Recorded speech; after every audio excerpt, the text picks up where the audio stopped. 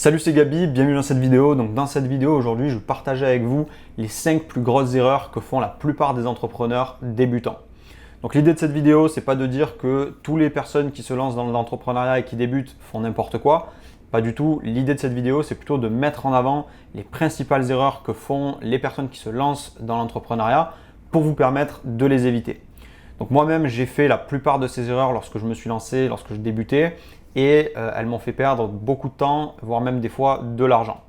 Donc justement, dans cette vidéo, je vais vous partager les 5 plus grosses erreurs qui, d'après moi, font perdre le plus de temps et d'argent aux entrepreneurs qui débutent et que la plupart des personnes vont faire lorsqu'elles vont se lancer dans l'entrepreneuriat.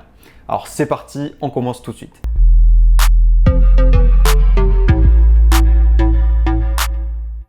Alors avant toute chose, et si ce n'est pas encore fait, abonnez-vous à la chaîne en cliquant sur le bouton qui est juste en dessous et activez bien les notifications pour recevoir toutes nos prochaines vidéos. Alors la première erreur que je vois le plus souvent chez les entrepreneurs débutants, c'est qu'ils veulent lancer plusieurs business à la fois. C'est vraiment l'erreur la plus commune que je vois chez la plupart des personnes qui débutent dans l'entrepreneuriat, c'est que voilà, soit ils ont plusieurs idées de business et ils vont vouloir faire toutes leurs idées de business en même temps, soit ils vont vouloir se lancer dans le business et en même temps dans d'autres domaines.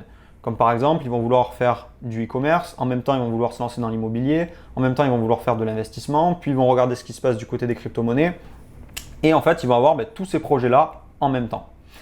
Le problème, c'est que quand on a tous ces projets en même temps, dans 99% des cas, on n'avance sur aucun des projets et on finit par tous les laisser tomber. Pourquoi ? Parce que lorsque vous décidez de vous lancer sur un projet quel qu'il soit, vous devez vous former, vous devez vous informer et vous devez gagner de l'expérience sur ce projet-là. Donc si vous avez plusieurs projets en même temps, si vous avez 4, 5, 6 projets en même temps, vous vous rendez bien compte que ça va être très compliqué d'avancer rapidement et concrètement sur chacun des projets en même temps. Vous n'allez pas pouvoir acquérir toute l'expérience et toutes les informations nécessaires pour avancer rapidement sur tous ces sujets. Alors qu'au contraire, si vous vous focalisez sur un seul et unique projet, sur par exemple votre business que vous avez décidé de lancer, choisissez une seule de vos idées et lancez-la. Et vous verrez qu'en fait, vous allez avancer beaucoup plus vite. Pourquoi ? Parce que les personnes qui sont généralistes sont en général moyens partout, alors que les personnes qui se spécialisent sur un seul domaine vont être excellentes dans ce domaine-là. Je vais vous prendre un exemple. Imaginez que vous avez 100 heures de travail. Sur ces 100 heures, vous passez 25 heures à bosser sur de l'immobilier, 25 heures à bosser sur votre business e-commerce, 25 heures à bosser sur de l'investissement et 25 heures à bosser sur des crypto-monnaies. Et à côté, vous avez quelqu'un qui va bosser 100 heures sur son business e-commerce. Vous vous rendez bien compte que vous allez avancer à peine en passant 25 heures sur votre business e-commerce. Vous allez peut-être même pas faire votre site, alors que la personne qui a fait 100 heures dessus, elle va avancer 5 fois plus vite que vous. Donc elle aura déjà fait son site, elle aura déjà lancé son produit, elle aura déjà lancé ses campagnes publicitaires et obtenu ses résultats. Quand vous aurez à peine avancé. Et pareil pour les personnes qui seront en face de vous dans l'immobilier, ce sont des personnes qui vont peut-être avoir déjà investi dans leur premier appartement, alors que vous, vous en serez à peine au stade où vous commencez à comprendre comment fonctionne l'investissement immobilier. Et ça, pourquoi ? Parce que vous êtes sur plusieurs choses en même temps.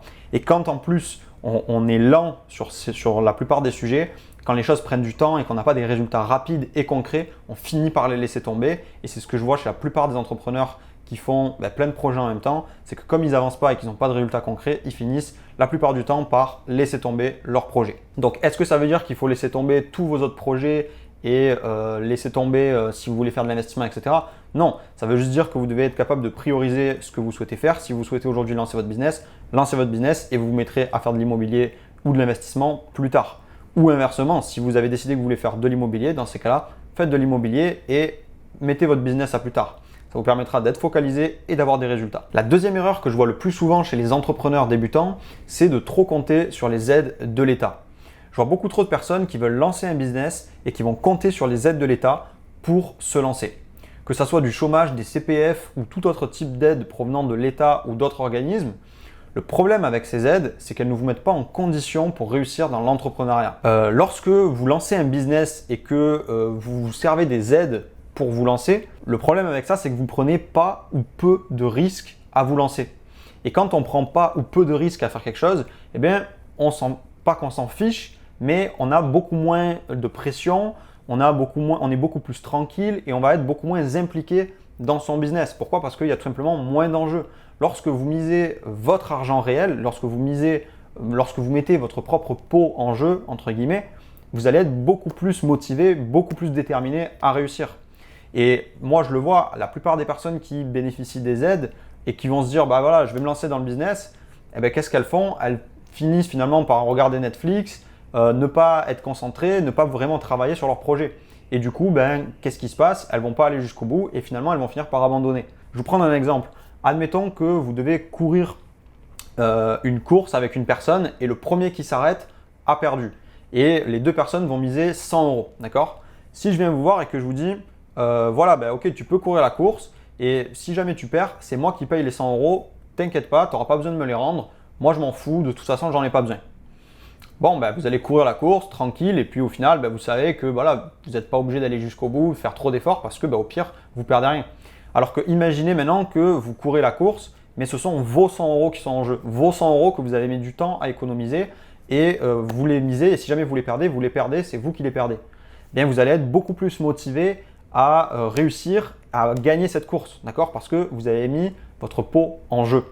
Eh bien, c'est cette motivation-là, c'est cette détermination-là qui va vous permettre de réussir dans le business et dans l'entrepreneuriat. D'accord? Donc, est-ce que ça veut dire qu'il ne faut pas prendre les aides de l'État, il faut les refuser et surtout pas s'en servir?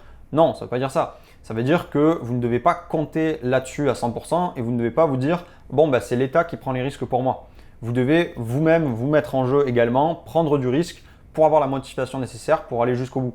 Moi, par exemple, j'ai eu, lorsque je me suis lancé au début, j'avais le droit à quelques aides de l'État, j'avais un petit peu de chômage, je m'en suis servi et ben voilà, j'étais assez serein parce que je me disais bon ben ça va, j'ai toujours mon chômage.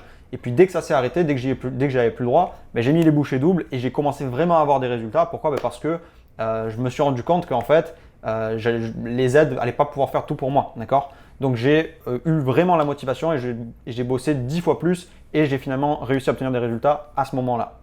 Donc ne comptez pas uniquement sur les aides de l'État pour vous lancer. Lancez-vous et mettez votre peau en jeu et vous verrez que vous aurez beaucoup plus de résultats. Ensuite, la troisième plus grosse erreur que je vois chez la plupart des entrepreneurs débutants, c'est de croire que l'argent peut tout faire. Je vois beaucoup trop de personnes qui pensent qu'avec de l'argent, ils pourront tout réussir et que sans argent, rien n'est possible. Il y a trop de gens qui se disent, voilà, mais moi, si j'avais de l'argent ou avec de l'argent, je pourrais lancer cette idée-là ou je pourrais lancer ce business-là et puis c'est sûr que ça marcherait, j'aurais forcément des résultats parce que j'aurais tout le budget qu'il me faut pour lancer ce business-là, donc c'est sûr que ça va marcher. Alors que là, voilà, aujourd'hui, j'ai pas d'argent, sans argent, c'est trop dur, je pourrais pas lancer un business, on peut pas avoir de résultats si on met pas beaucoup d'argent pour lancer un business et voilà, qui pensent ce genre de choses. Sauf que ça, c'est une très mauvaise croyance et c'est totalement faux. Moi, aujourd'hui, j'ai des amis qui ont investi plus de 200 000 euros pour lancer un business et ça n'a pas fonctionné. Ils ont perdu tout leur capital. Pourtant, ils avaient pris les meilleurs influenceurs, ils avaient mis un budget marketing énorme, ils avaient fait le meilleur branding, ils avaient vraiment tout fait. Et ça n'a pas fonctionné. Pourquoi? Parce que leur offre ne correspondait pas au marché, le marché ne voulait pas de leur offre. Et lorsque le marché refuse votre offre, eh bien, vous avez beau mettre tout l'argent que vous voulez, vous avez beau prendre les meilleurs prestataires, mettre tout le marketing possible, ça ne vous sauvera pas et ça ne marchera pas, d'accord? Même des entreprises comme Microsoft qui investissent des milliards, eh bien, ça ne les sauve pas non plus. Regardez par exemple Microsoft lorsqu'ils ont voulu lancer Windows Phone. Ils ont mis des milliards de budget pour lancer Windows Phone et ça n'a pas fonctionné. Ils ont été obligés de laisser tomber. Pourquoi? Parce que eh bien, le marché n'avait pas envie des Windows Phone. Les gens n'avaient pas envie des Windows Phone et le marché a refusé l'offre. Et donc, eh bien, ils avaient beau investir tous les milliards qu'ils avaient, ça n'a pas servi, ça n'a pas suffi et ça ne leur a pas permis de réussir. Donc l'argent ne vous sauvera pas et l'argent ne vous permettra pas de faire tout ce que vous voulez. D'accord? Par contre, au contraire, moi, je connais beaucoup plus de personnes qui se sont lancées avec peu d'argent, avec quelques centaines d'euros ou avec quelques milliers d'euros et qui ont aujourd'hui des très très gros business. Et en réalité, un entrepreneur débutant a même plus de chances de réussir sans argent qu'avec de l'argent. Pourquoi? Parce que l'argent, ça sert à faire plein de choses. L'argent, c'est vrai que ça va vous permettre de déléguer, ça va vous permettre d'investir plus en marketing, ça va vous permettre de développer plus rapidement votre business. Donc, si vous êtes un entrepreneur qui est déjà expérimenté, oui, très bien, avec cet argent-là, vous allez pouvoir déléguer parce que vous savez déléguer, vous allez pouvoir faire du marketing parce que vous savez faire du marketing et que vous avez déjà votre business. En revanche, si vous êtes un entrepreneur débutant, vous ne savez pas gérer le budget, vous n'avez pas l'expérience de déléguer, vous n'avez pas l'expérience de gérer des gros budgets marketing et donc vous allez mal dépenser cet argent-là et vous allez finir par le perdre. Et donc finalement, eh bien, vous allez échouer parce que vous aurez eu trop d'argent. Donc arrêtez de croire qu'avec de l'argent, on peut tout faire et que sans argent, on ne peut rien faire. Ce n'est pas l'argent qui vous apportera la réussite, c'est la réussite qui vous apportera l'argent. La quatrième erreur que font le plus souvent les entrepreneurs débutants, c'est d'attendre d'avoir le produit parfait. Je vois beaucoup trop d'entrepreneurs qui veulent absolument avoir le produit parfait pour lancer leur business. Ils veulent avoir le site web parfait, ils veulent avoir le meilleur prix, les meilleures marges, la meilleure structure de société, et tant qu'ils n'ont pas tout ça, ils ne vont jamais se lancer. Et ça, c'est une grave erreur. Pourquoi? Parce que le problème lorsque on veut faire un produit parfait et avoir tout nickel, c'est qu'on va passer beaucoup de temps et on va même investir des fois plus d'argent dans son business, alors qu'à ce moment-là, on n'est pas sûr qu'il va fonctionner. Pourquoi? Parce que tant que vous n'avez pas confronté votre produit et que vous ne l'avez pas testé sur le marché, vous ne savez pas si ce business-là va fonctionner. Donc, vous allez potentiellement passer 6 mois à bosser sur quelque chose dont vous n'êtes pas sûr que ça va marcher. Également, l'effet pervers de passer autant de temps à vouloir faire quelque chose de parfait, eh bien, c'est que vous allez avoir beaucoup plus d'attentes sur votre business et donc vous allez être moins motivé lorsque vous allez voir les résultats. Je vous prends un exemple. Imaginez que vous passez 6 mois à bosser sur votre produit, que vous mettez 6 mois à vraiment tout faire nickel pour lancer votre business. Qu'est-ce qui va se passer? Vous allez avoir vos attentes envers ce business-là qui vont augmenter parce que quand on passe 6 mois à travailler sur quelque chose, eh bien, on a vraiment de plus en plus envie que ça marche. Et imaginez que vous lancez votre business au bout de 6 mois et que votre business, il fait 5 000 € de vente. Ben, vous allez dire, wow, j'ai bossé comme un fou pendant 6 mois, j'ai vraiment tout fait nickel pour faire 5 000 € de vente.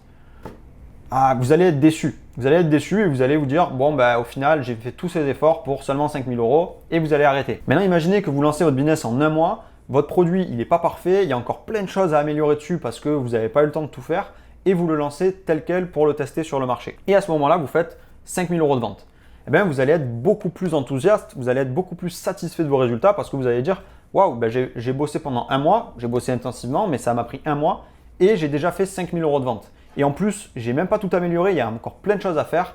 Donc, ça veut dire qu'en améliorant mon produit et avec plus de temps, je vais pouvoir aller beaucoup plus loin et générer beaucoup plus de chiffres. Et ça va vous pousser à aller jusqu'au bout et à réussir. Alors vous allez me dire, oui, mais si mon produit il est parfait, j'ai plus de chances de réussir, alors que si j'ai un produit qui n'est pas parfait, je ne vais jamais réussir. Ça, c'est faux, d'accord?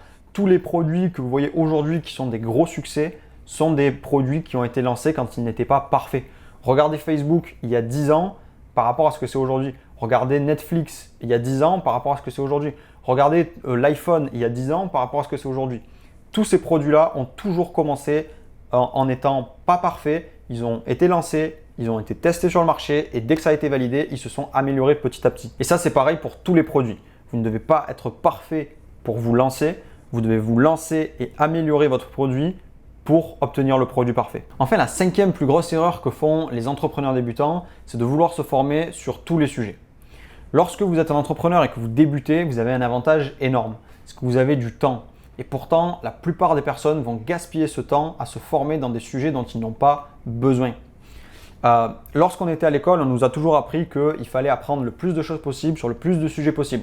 Mais ça, c'est une erreur. En entrepreneuriat, ça n'a aucun sens de se former sur des sujets qui ne vont pas vous servir à court et à moyen terme. D'accord? Je vois beaucoup trop de personnes qui sont débutants, qui ne sont même pas lancés et qui vont se former sur comment optimiser leur fiscalité, comment investir leurs revenus et comment recruter des employés.